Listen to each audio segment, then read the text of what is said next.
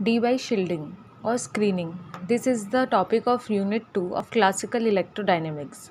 Plasma has ability to shield out electric potential applied to it.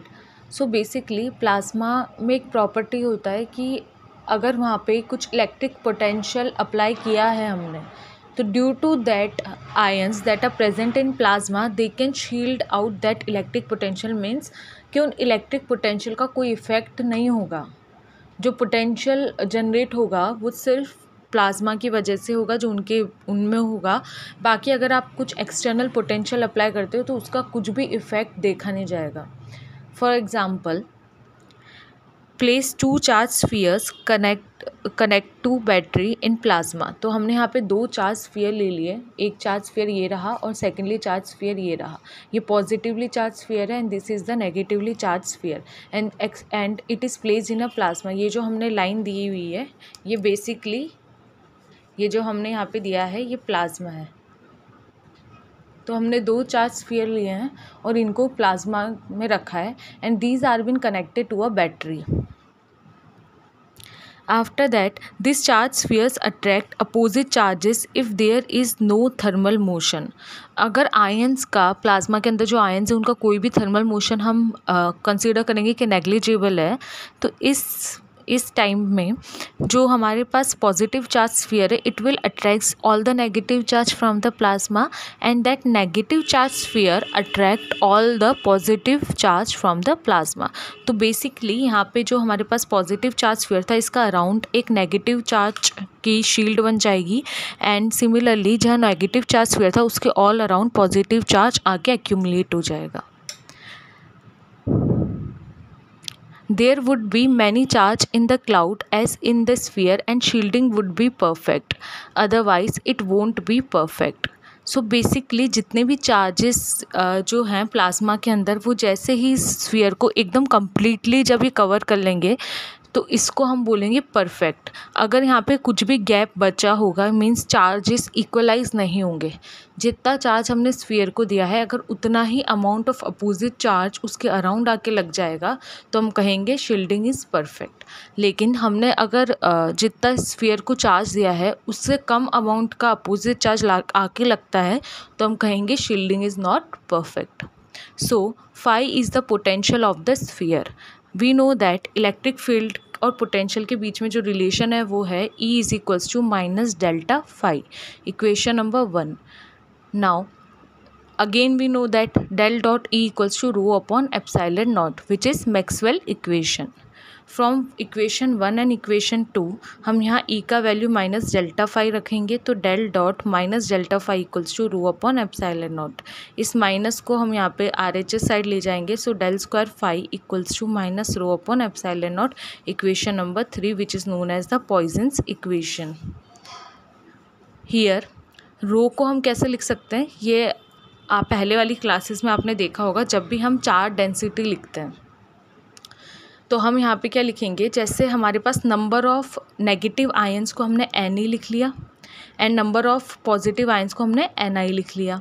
अब जो positive ion का charge होता है वो प्लस ई होता है और नेगेटिव आयंस का चार्ज जो होता है वो माइनस ई होता है, तो इसलिए हम इसको कहते हैं चार्ज डेंसिटी। तो हम इसको N is the number charge density and Ni is the positive ions number charge density. So हमने यहाँ लिखा है rho equals to minus E N E plus E N I. Minus E is for electron negative charge and N E is the number of negative charges. Putting above value in equation number 3। इस equation number 3 में हम रो का value रख देंगे।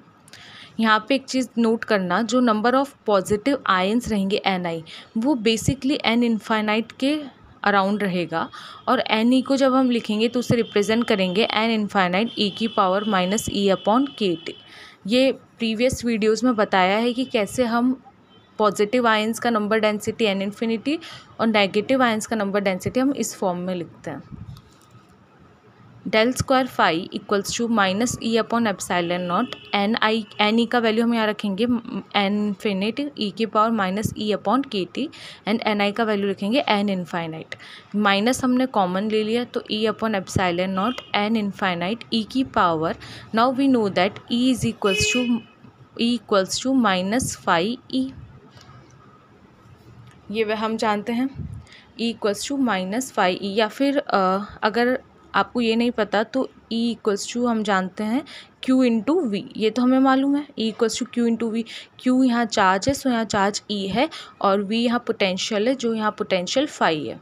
अब basically हम यहाँ electron की बात कर रहे हैं, चार्ज E की जो हम बात कर रहे हैं वो इलेक्ट्रॉन के लिए बात कर रहे हैं, तो इसीलिए हमने माइनस लगाया है। So minus minus become plus E phi upon KT, and क्योंकि हमने यहाँ से माइनस कॉमन लिया था, so it will become minus n infinite. N infinite को भी हम कॉमन लेंगे तो e n infinite upon epsilon naught bracket में ई की power phi e upon KT -1, equation number 4। E की पावर एक्स को हम कैसे लिखते हैं, 1 + x square upon 2 factorial and so on. ये सीरीज़ है जिसको हमने ओपन किया है। सो ई की power e phi upon KT को हम लिखेंगे 1 + 5e upon KT + 5e upon KT whole square into 2 factorial, equation number 5। Now put equation 5 in equation number 4। So del square phi equals to e n infinite upon epsilon naught, bracket में आएगा 1 + 5e upon KT + 1 upon 2 factorial 5e upon KT whole square dash dash dash and -1। So +1 and -1 cancel out to each other. Let KT is very very greater than 5e. So अगर यहाँ KT का square होगा तो ये value और small हो जाएगा, तो हम इसको 0 ले सकते हैं। So it become E n infinite upon epsilon naught into 5e upon KT. From here we get del square phi equals to E square n infinite phi upon KT epsilon naught. We can write the term E square n infinite upon epsilon naught KT as 1 upon lambda d square. So here lambda d का हमें value मिलेगा, इस lambda d को हम लिखेंगे under root epsilon naught KT upon E square n infinite. Equation number 6 is known as the d by length.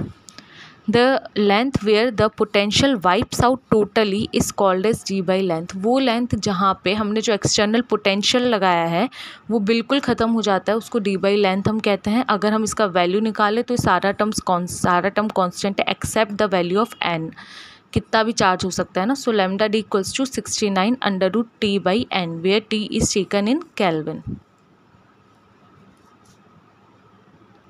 एक बार वापस से देखते हैं कि कैसे पोटेंशियल ख़त्म हो गया। तो डी बाई शील्डिंग इसी को कहते हैं कि अगर हम किसी भी दो चार्ज स्फीयर को अगर हम प्लाज्मा के अंदर रख देते हैं तो वहाँ पे अगर हम एक्सटर्नल पोटेंशियल अप्लाई करते हैं तो एक्सटर्नल पोटेंशियल का जो वैल्यू होगा वो रहेगा नहीं। ये जो स्फीयर था ये पॉजिटिव चार्ज क्यों हुआ, क्योंकि ये कनेक्टेड है positive side of the battery से, and this metallic sphere is connected to the negative side of the battery, so it will become positive and it become negative. क्योंकि equal amount of opposite charge इस sphere के around जाके collect हुआ तो जो net charge यहाँ का 0 हो गया, सिमिलरली नेट चार्ज इस स्फीयर का भी 0 हो गया। तो बेसिकली जो